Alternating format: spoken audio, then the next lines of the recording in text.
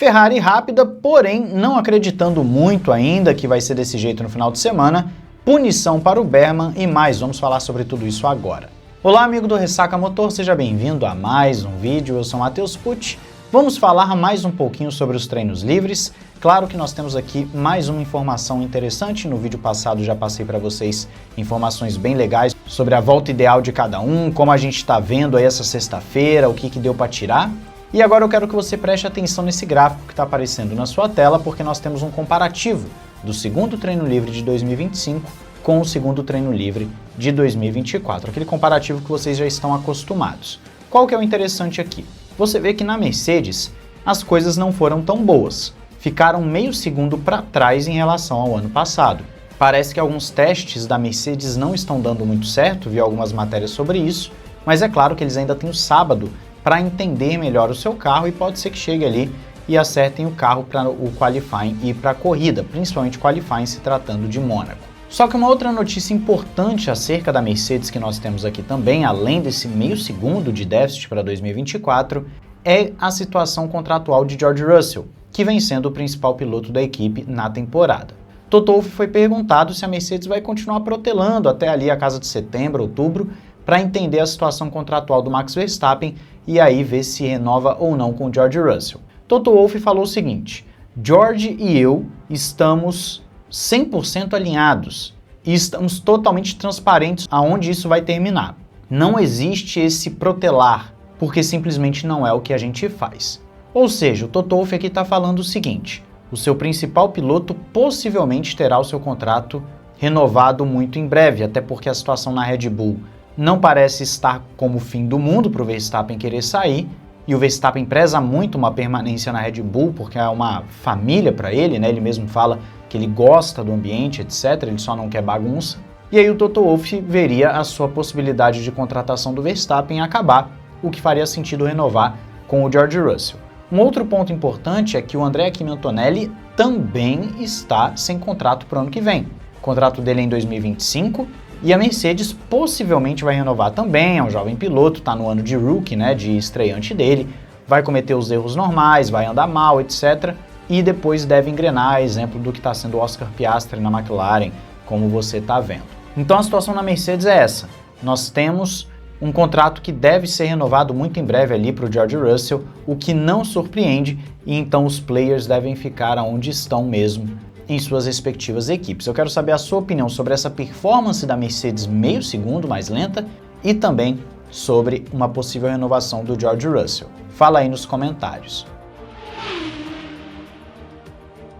Prosseguindo aqui então, você tem a Red Bull ganhando apenas 2,5 décimos, você vê que realmente a sexta-feira em termos de volta rápida não foi o que chamou a atenção da Red Bull. Eu citei no vídeo anterior que aparentemente o ritmo de corrida estava legal, mas o que importa para Mônaco é justamente o ritmo de qualifying. E nisso a Red Bull meio que escondeu o jogo ou simplesmente não tinha performance. Acredita-se que escondeu o jogo porque o Tsunoda, por exemplo, fazendo setores mais rápidos que o do Verstappen, não é o que a gente espera. Depois você tem a Aston Martin 1 décimo mais lenta, o que não surpreende. A Aston Martin vem andando mal mesmo ao longo de toda a temporada, a gente já sabe disso, então não chama atenção. Nós temos a Ferrari quase 1 décimo mais lenta, a gente volta na Ferrari já já. A Alpine sendo a primeira equipe que conseguiu ganhar tempo em relação ao ano passado, 1,5 décimo, e aí você tem a Haas com 2 décimos. A gente faz uma pequena pausa na Haas, porque o Oliver Berman vai tomar 10 posições de punição no grid por ter efetuado uma ultrapassagem na bandeira vermelha. No momento em que ele faz a ultrapassagem no finalzinho da volta, a bandeira vermelha estava piscando. Infelizmente, como ele não tirou o pé antes, né, ele teve tempo hábil para poder frear e não ultrapassar, infelizmente ele acaba tomando 10 posições de punição, no que pode ser o pior momento possível do ano para você tomar punição no grid, que é justamente Mônaco. Então, na melhor das hipóteses, ele vai largar em 11º, mas na melhor das hipóteses. Então, muito possivelmente, ele vai largar em último mesmo, o Berman, num grande prêmio de extrema dificuldade para ultrapassar. O único lado bom que você vê é que a Haas conseguiu um bom desempenho, ficando 2 décimos mais rápido que no ano passado. Ainda assim, espera-se um pouco mais da Haas depois do que eles fizeram no ano passado mesmo, em termos de desenvolvimento e performance. Para finalizar o nosso gráfico aqui, nós temos o Williams ganhando 3 décimos, Racing Bulls meio segundo, McLaren meio segundo e Sauber ganhando 8 décimos. O ganho da Sauber realmente expressivo em relação ao ano passado, mas não deve ser o suficiente para nenhum milagre. Não criem também expectativas tão absurdas. Voltando para a Ferrari, como eu disse para vocês que voltaríamos, a Ferrari foi a mais rápida da sexta-feira, surpreendeu muita gente. Eu acho que ninguém esperava uma Ferrari tão competitiva em Mônaco, principalmente porque é um carro que se fala que está muito defeituoso, né? Um carro cheio de problemas, mas as atualizações para esse grande prêmio, pelo menos em termos de equilíbrio, parece que deixaram o carro um tanto quanto bom de pilotar. Lewis Hamilton elogiou o carro, falou que não vai fazer grandes mudanças porque ele gostou do que viu. Ele fala que há mais a ganhar na pilotagem em si, então ele está perdendo um décimo ali na curva 1, por exemplo. Há pequenas mudanças aqui e ali, mas ele não vai fazer grandes mudanças. Então a gente não sabe se essa base de setup é aquele setup doido que ele falou que ia fazer, que nós trouxemos vídeo aqui, e aí tá dando certo, ou se a Ferrari só acertou a mão mesmo, independentemente de setup. A gente não sabe. Fato é que o Hamilton está satisfeito, mesmo não tendo sido a Ferrari mais rápida. E aí nós vamos para o Charles Leclerc, que foi a Ferrari mais rápida, e ele também elogiou o carro. Por mais que durante a sessão em si ele tenha reclamado de um desequilíbrio, ainda assim Leclerc disse que o ritmo de volta rápida foi muito forte. Ele se sentiu muito confortável com todos os compostos, e isso é sempre um bom sinal. E realmente, até a simulação de classificação com pneu duro foi muito boa do Leclerc. Eu diria que a Ferrari, se ela mantiver essa performance, essa pompa toda para amanhã no qualifying, acaba sendo uma candidata com o Leclerc para conseguir a pole position. Ainda tem o TL3 que pode dar uma embaralhada nas coisas. Só que ao mesmo tempo, Charles Leclerc coloca ali também um pouquinho de panos quentes, falando, olha, não é bem assim, né? A gente não é favorito.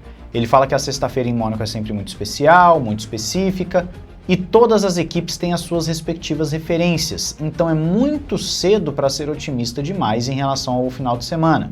Ou seja, o Leclerc está falando aqui, a gente está bem comparado com aquilo que nós estabelecemos, mas nós não sabemos se, por exemplo, a McLaren, a Red Bull, a Mercedes fizeram um programa para necessariamente ser agressivo e conseguir tanto tempo de volta.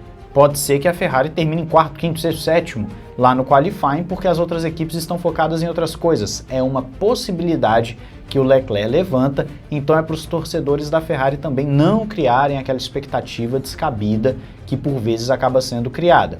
E eu concordo com o Leclerc. A gente sabe que a temporada tem sido muito mais sobre McLaren e Red Bull do que necessariamente sobre Ferrari, e logo num grande prêmio muito específico a Ferrari andar bem assim, pode ser um momento alto da temporada para eles, como pode ser que no sábado vá por água abaixo esse sonho. Só amanhã para a gente descobrir efetivamente o que vai acontecer e eu quero saber a sua opinião e expectativa aí nos comentários.